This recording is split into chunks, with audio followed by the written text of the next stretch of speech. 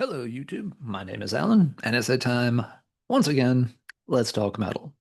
For this episode, we're going to be settling the age-old debate once and for all. What was the greatest year for heavy metal album releases? Perhaps that's a little bit ambitious, and I should instead say we're going to talk about the debate over what was the best year for heavy metal album releases. There is no right answer to this question, and it's going to vary from person to person based on their tastes, when they got into heavy metal, stuff like that. Nevertheless, it is sort of a fun thought exercise to consider what years were especially loaded with albums that have had a long-term impact and a lot of staying power. Every year has good heavy metal albums come out. Every year has some that become personal favorites for some people. Every year has some cult underground classics that, yeah, don't get a ton of attention, but are really, really loved by the people who do catch on to them. But in this case, we're talking about the heavy hitters, the years where it seems just like, massive albums, titans of the genre, not just the bands, but, the albums they put out. You're kind of catching them at their peak. And these are albums that influenced tons of other bands moving forward, kind of watershed type moments for a lot of them. A few years come up, but I want to focus on two. A couple of honorable mentions that maybe we'll discuss another time. Yeah, 1980 saw the new wave of British heavy metal kind of fully explode. A lot of that groundwork, of course, was laid in 1979, but in 1980 you started to see a lot of albums come out from some of those bands that were just getting up and running. So 1980 is often considered a seminal year for new wave of British heavy metal. A lot of it, though, is kind of restricted to that one particular scene in the UK. Heavy metal in the United States, hadn't really started to take off just yet. Other scenes also were still maybe in the early phases. So I think, 1980s an extremely important year, but if you're looking at like just the sheer number of, top-notch, long-term important albums released, 1980 is not going to measure up to the ones I am going to talk about. I think another year that deserves special mention is 1993. That was a very pivotal year for heavy metal. You had more extreme metal genres really taking off. A lot of styles of metal were mutating, branching, incorporating a lot of different sounds.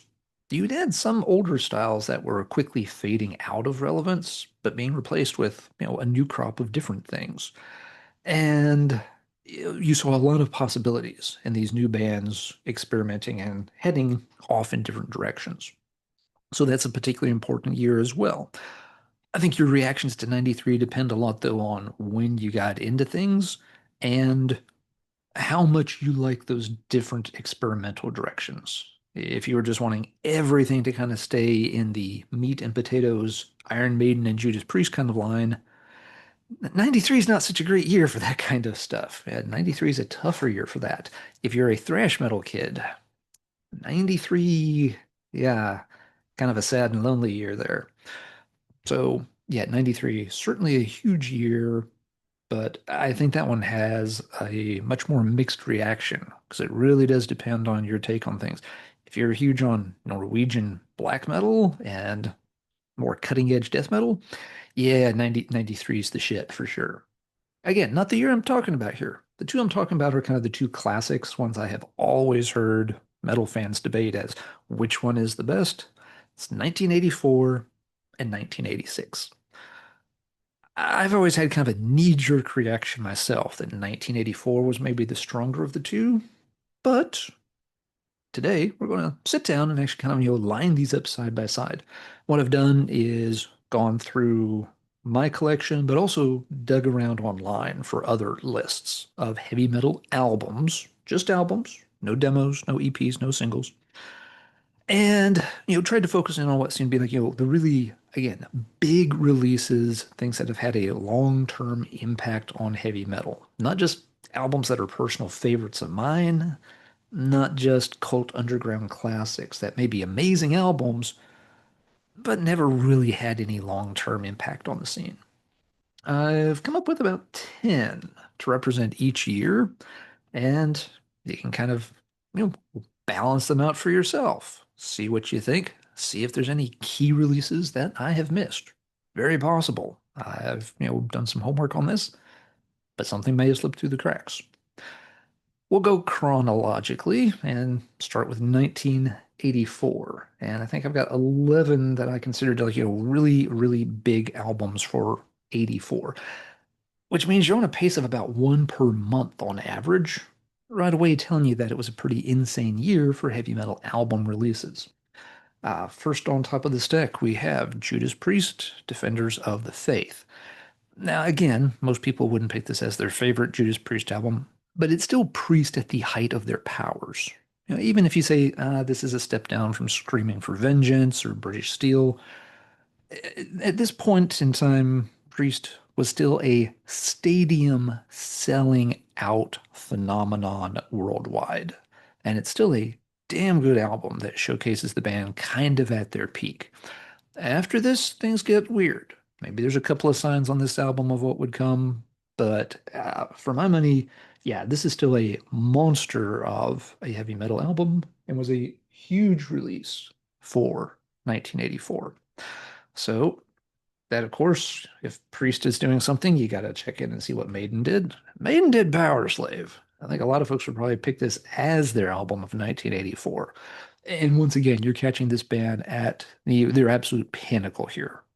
The Power Slave album, it's not my personal favorite, but there's no denying that it's a watershed moment for the band and heavy metal.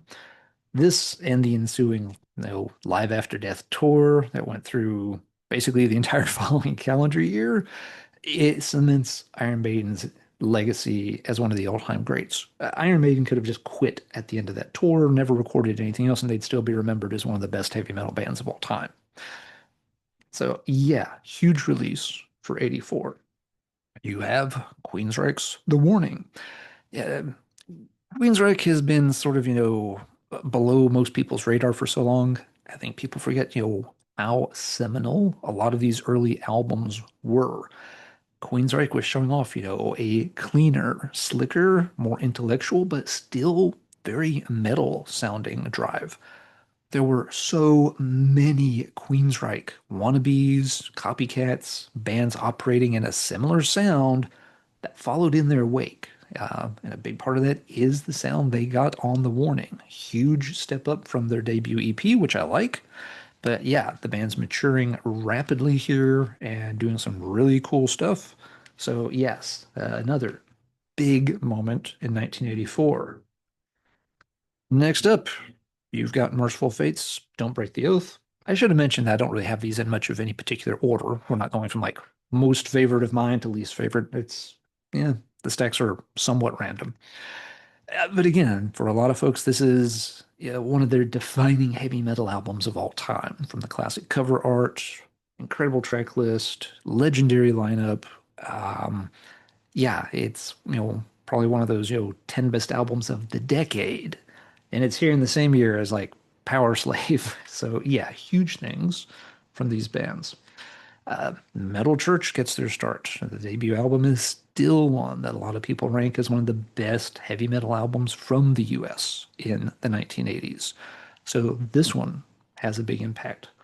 Metal Church maybe didn't go on to things quite as big as some of these other bands, not quite as legendary maybe as like a Merciful Fate, but this album has always been considered one of those monsters of the genre. You get the debut effort from Yngwie Malmsteen's Rising Force. I'm not the world's biggest Yngwie fan, don't mind some of it, but his guitar theatrics have a profound impact on the next generation of wannabe heavy metal band members. So yeah, doing something very different from other bands at the time. Yeah, a lot of bands at the time got by on, a lot of, can-do attitude and moxie, maybe more so than really genius level talent. Ingwe showed what the potential could be, and a lot of young guitar students took note and started brushing up on their chops. This is a huge deal for the year. Monster album from the year, Scorpions, Love at First Sting. You can say you're getting out of heavy metal circles here, But Scorpions are at least metal adjacent, enough so that, yeah, they still appealed to a lot of heavy metal fans. This was a band from the 70s that had successfully navigated the transition into the 1980s and again become an arena selling act worldwide by this point. Some of the biggest anthems from heavy metal's 1980s run are on here. Need I say, Rock You Like a Hurricane? And while a lot of folks may be tired of hearing that particular song, this is still an amazingly good album front to back. And yeah, a huge monster release for the year. Not to be outdone, another one that many people will immediately associate with 1984 is the debut album from Wasp. Um, Makes quite the impact with the crazy cover. Blackie's out of control vocals, really edgy stuff for its day, especially with things like the PMRC firing up and starting to make a real mess of things and raising a fuss. To have a band doing this kind of shock rock in a metal format with all the crazy lyrics, the swearing, the sex, all of it. Yeah, and this was a huge album for 1984. Now, the one that makes a big impact in 84 is Celtic Frost's Morbid Tales. Now, maybe this is technically supposed to be like a mini LP or something. It's one of those that's a little hard to classify, but, and again, it probably wasn't selling as many copies as Love It for Sting or Power Slave, but this album has had, amazing impact on several generations of metal musicians and bands by this point. It's still an album. You hear a new band, listen to them like, yep, there's an early Celtic Frost drift in there for sure. That sound Tom G. Warrior develops here has become kind of timeless. So that definitely needs to be on the list of 84 releases. Two big ones here at the end. We, of course, also have to mention the Yellow Goat of Bathory. One of the most impactful albums of the entire decade in terms of spawning entire new genres of heavy metal moving forward. To this day, you have legions of bands every year making albums that basically, play off of the formula established on the first couple of Bathory albums. Bathory, of course, is, just taking what Venom and Motorhead did before them and, cranking it up a bit. But for a lot of newer bands, they're more likely to point towards, Bathory as the big influence, maybe than thinking about it in terms of Venom, who were already getting a bit long in the tooth by this point, and Motorhead, who were much longer in the tooth, although still making good albums. Last but not least, I was trying to do a top 10, but there really were, 11 that I felt needed to be shouted out. You have, of course, Metallica's Ride the Lightning. Sophomore effort, huge step up from the debut, which I love. This one sees the band, fully embracing thrash metal mode. Kill 'Em All, it can be debated if that's thrash or not. I've never had a problem calling Kill 'Em All thrash. I get why some people maybe consider it proto-thrash or whatever. Ride the Lightning is a thrash metal masterpiece, and it's an album that's held up amazingly well over the decades. Still very easy to play, still sounds powerful, fierce. The band sounds young, hungry. That's what they're supposed to sound like. So yeah, all 11 of those came out in 1984. I think I could rest my case right there for why many headbangers feel 1984 has the most stacked releases when it comes to heavy metal albums. There are many, though, who would push back and declare 1986 edges it out. So let's see what was kind of at the top of the food chain for the 1986 heavy metal albums. It's an impressive stack as well. Now, one thing that's going to be interesting here, we'll see several of the same bands have releases because during the 1980s, a lot of bands were on a 2-year album cycle. So if you had something in 84, there's a decent chance you would also have something put out in 86. It also means there are certain bands we're not going to see at all because they were on like the 1983, 1985, 1987 album cycle. Nevertheless, 86 sees a lot of Monsters of Rock return. Priest did have an album out. It's Turbo. I didn't put Turbo on this list. That's an album that can be very love or hate, and definitely shows the band, taking a turn and maybe a step down from what came before, even if you like Turbo. Turbo has its fans, and I don't mind the album at all, but I don't think it belongs on like, look, this was one of the, the key releases from 86 that had a big impact later on. No, the impact was more, Judas Priest is doing a lot of coke and playing with synthesizers now. Good for them. Have fun, guys. Maiden, on the other hand, is the first one we'll start with here. Somewhere in Time comes out in 86.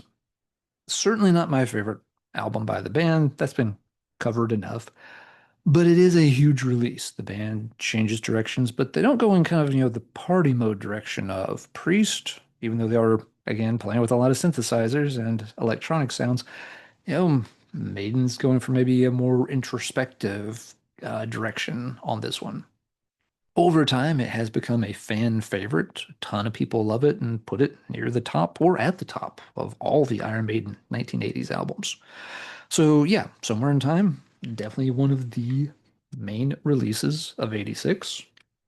Queensryche was back with Rage for Order.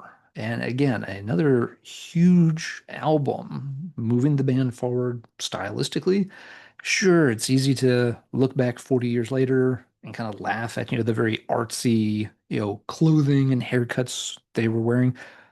But Queensryche really was on a mission, making a statement of doing metal differently and doing it extremely well and establishing a huge fan base.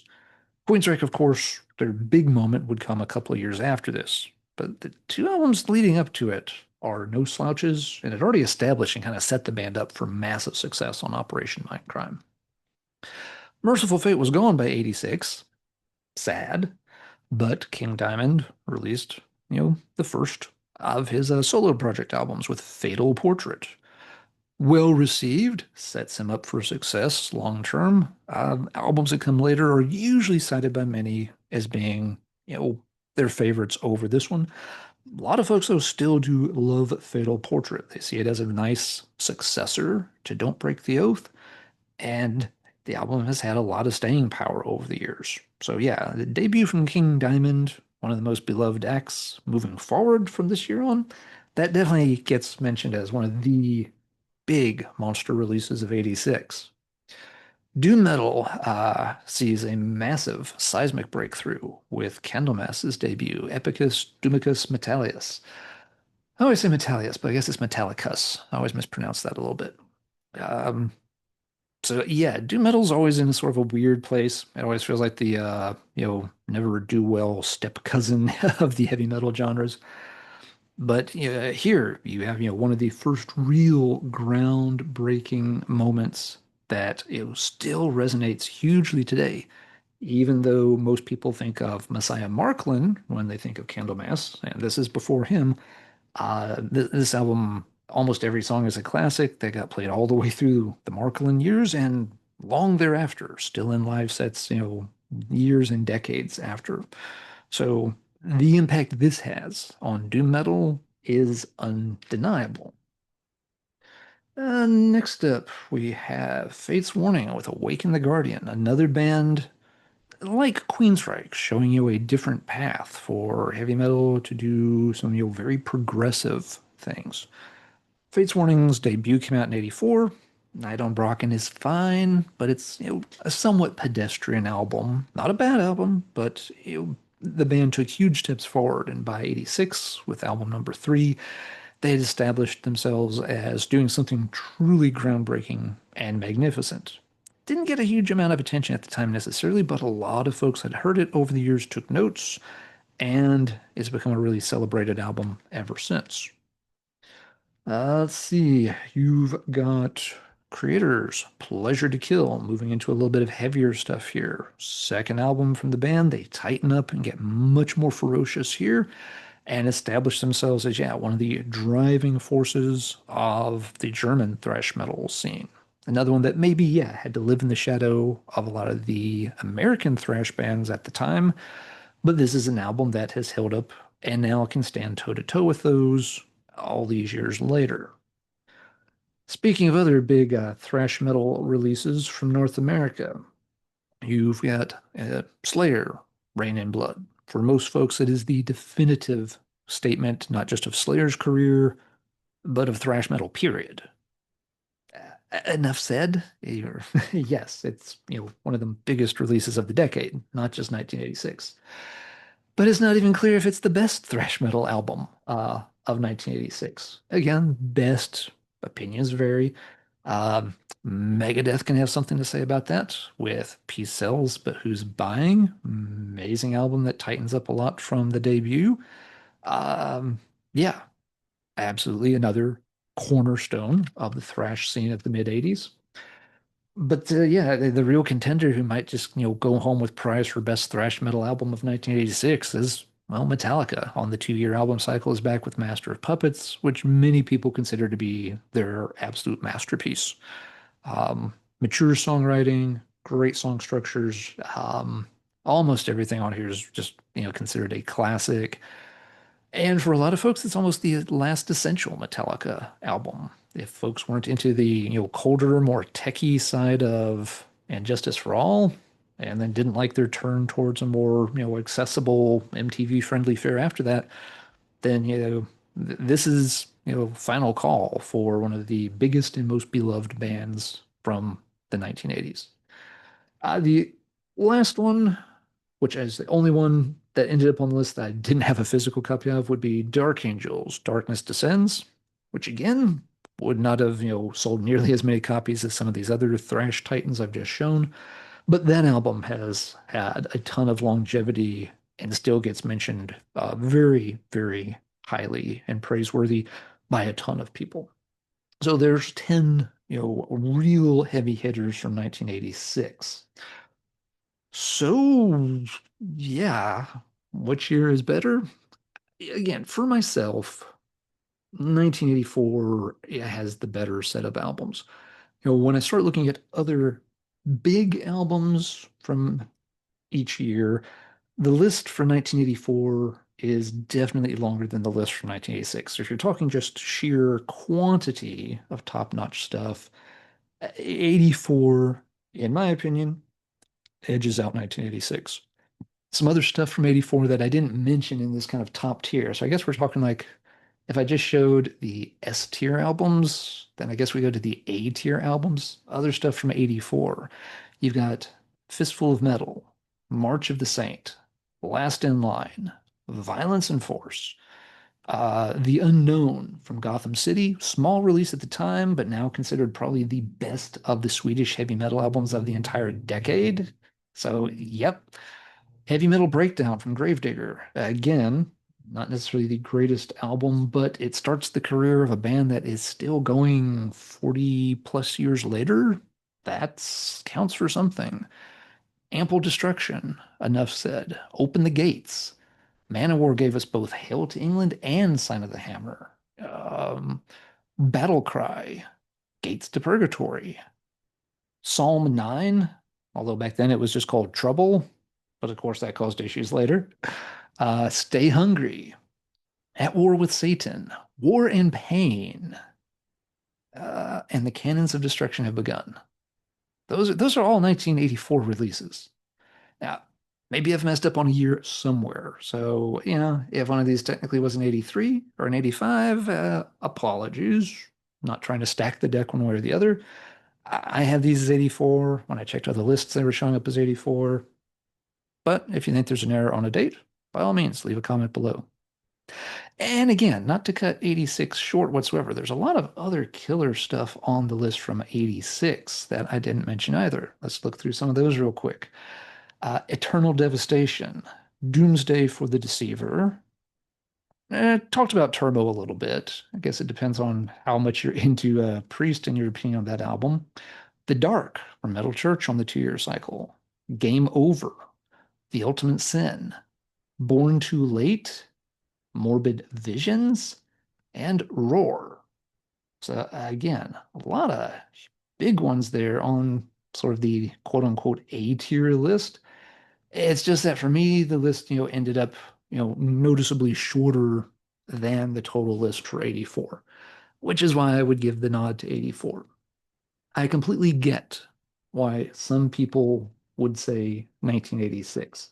Um, these two albums alone, Master of Puppets and Rain and Blood, you could almost just tell the rest of the 1986 roster to, hang out on the bench, and these two will hold down the fort on top of the hill by themselves.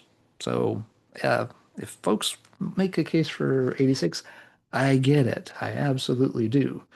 These are arguably the two biggest metal albums of the decade. I don't know. Power Slave is in the 84 list, though, and Power Slave's got to be in that conversation. So, again, some of it's going to come down to personal preferences and taste. But both years have amazingly stacked lists. For me, the list from 84 is just a bit deeper, but both years are fantastic. Last thing I wanted to mention in passing here is what was going on the lighter side of heavy metal through these years. You know, the word that begins with a G and ends with an M, and it's not gum. How is glam metal faring at this time? Like it or not, it was part of the heavy metal universe in these years. And there is kind of a change that was happening at this time. When I looked for, lists of like, glam metal or hair metal albums for each year, you see some different things kind of float into the top. The list of bands from 84 is relatively short and includes things like Quiet Riot, Twisted Sister, whereas the list from 86 starts to get a little bit longer and definitely is moving towards, I think what you would say maybe a little bit more of like the, hairspray and makeup kind of set. A little more focus on the appearance, maybe. And this may not be fair. But the albums, for example, that floated to the top here were like Slippery When Wet, the debut from Cinderella, and Poison, Look What the Cat Dragged In. Whereas again, comparing those bands to like Quiet Riot and Twisted Sister, sure, Twisted Sister was doing the makeup thing, but they were doing it in a really over the top, provocative way, not in a, ooh, look at us, we're pretty kind of way, like Poison. Some other points of comparison for glam metal, two of the absolute biggest bands of the decade did not have releases in these years, but they kind of bracket these years. First up is Motley Crue.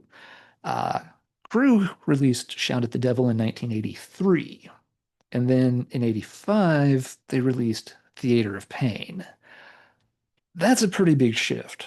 Shout at the Devil is an album that's still raw enough to satisfy a lot of headbangers who typically don't want to partake of much glam metal whatsoever. But Theater of Pain, mm, there's a whole lot of pink and feathers in some of those videos from Theater of Pain. Let's just leave it at that. That's a really tough album to dig.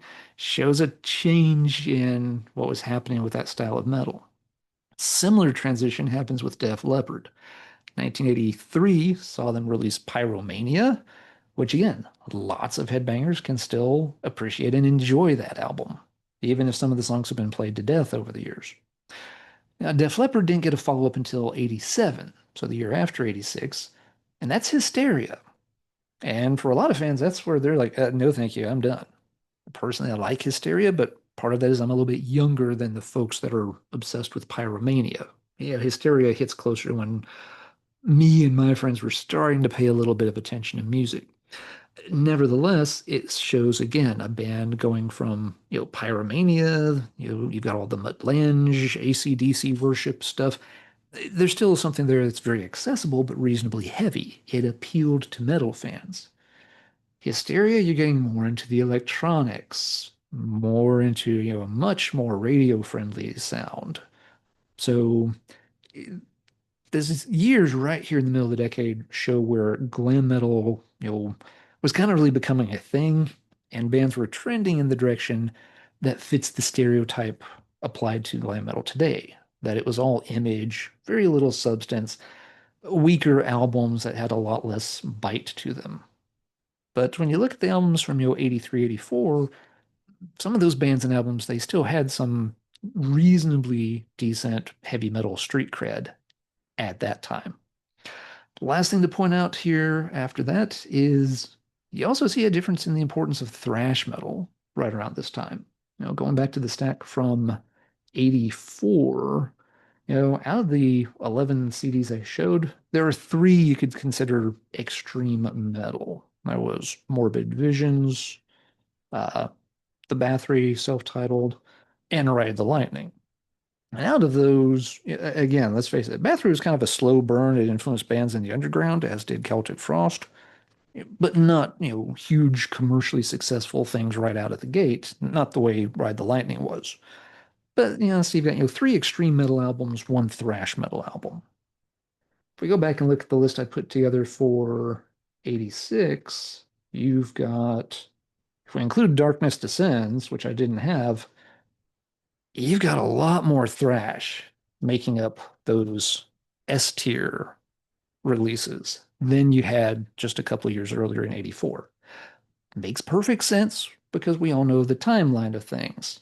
Your first couple of proto thrash or thrash albums are turning up in 83, so there could only be so many that dropped in 84. But by 86, there's plenty of opportunity, and it shows. More and more bands were putting things out, hitting their stride, and as such, making albums that became extremely popular, kind of helped define the entire movement. So yeah, when you go from 84, you've got a metal scene that, glam hasn't gotten really like ew, icky glammy just yet, and thrash metal is still getting its legs under it. By 86, glam metal's going through a whole lot of hairspray, and thrash metal is really starting to dominate the landscape. Yeah.